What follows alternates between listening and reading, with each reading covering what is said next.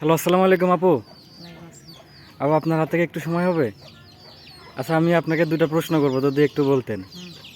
সেটা হলো গিয়ে, দেখেন আজকালকে আমাদের দেশ ও জাতিতে নেশার প্রভাব বাড়তেছে।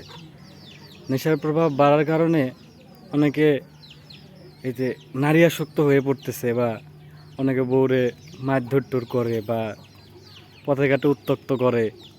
তো এই যে নেশা এবং এই নারীর সাথে এই যে এই দুর্ব্যবহার বা এই ব্যাপার সম্পর্কে যদি আপনি কিছু বলতেন সংক্ষেপে। নেশা প্রতিরোধ করা লাগবে, তাহলে আর কোনো নেশা না করলে আর বসে এরকম করবো না। এই সবচেয়ে বেশি মানে একটা নেশাগ্রস্ত মানুষের কি মস্তিষ্ক বিকৃত থাকে যে তারা মেয়েদের সাথে এরকম, এই ব্যাপারে মানে আপনাদের বা সমাজের বা গ্রহণীয় করণীয় কাজটা কি? নেশা থেকে দূরে থাকা লাগবে। যাতে বাংলাদেশে এখন নেশা জাতীয় ভাই আসসালামু আলাইকুম। ভাই আমি ওই যে আপনাকে একটু কিছু প্রশ্ন করতাম, সেটা হচ্ছে গিয়ে ভাই, এই যে নেশা এবং এই যে নৈতিক মূল্যবোধের বা আমাদের যে মানবিক চরিত্র আর কি, চরিত্রের যে অবক্ষয় আর কি, অবক্ষয়, তো আপনার কি মনে হয় যে নেশা করলে আমাদের চরিত্র, বা অনেকে আছে দেখবেন নারী আসক্ত টাসক্ত হয়ে যায়, তাই না? আবার অনেকে আছে যে নেশা গ্রহণ করার ফলে আপনার মনে করেন যে মানে নারীর কারণে আবার অনেকে নেশা করে।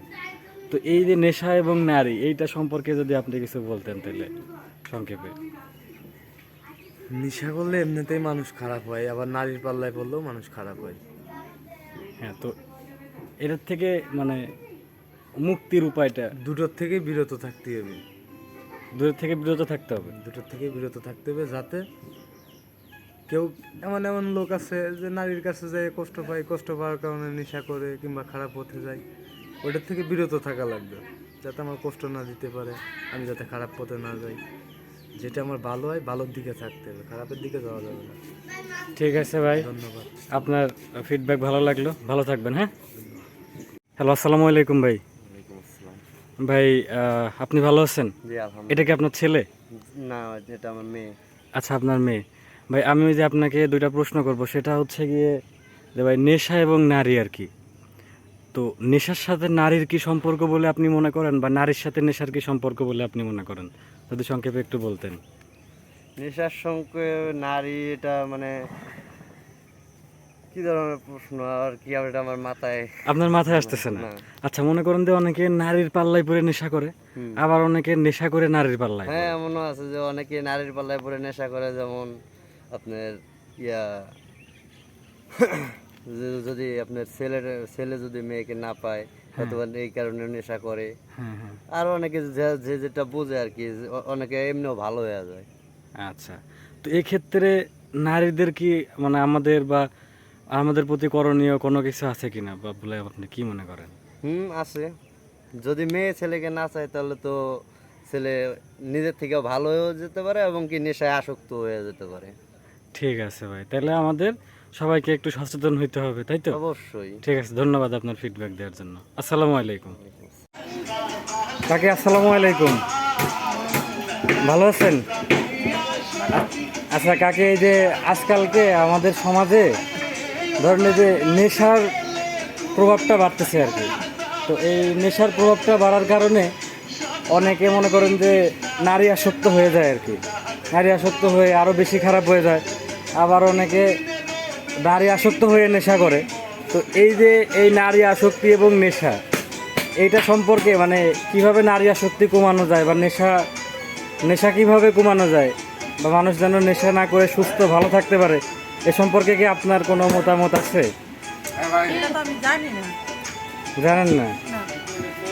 আপনার কি মনে হয় যে সমাজ থেকে নেশাটা কিভাবে দূর করা যায়? না খাইলে? ঠিক আছে, এই যে চাটা আপনি খাচ্ছেন, এই চাটাকে আপনি মনে আমি খাইতাছি, হ্যাঁ মানে এটাই আমার একটা নেশা, তাহলে নেশা তো মনে করেন যে চাটাও যদি একটা নেশা হয়ে যায়, তাহলে নেশা জিনিসটা করা কিন্তু হারাম। কমাই দিতে হবে আস্তে আস্তে।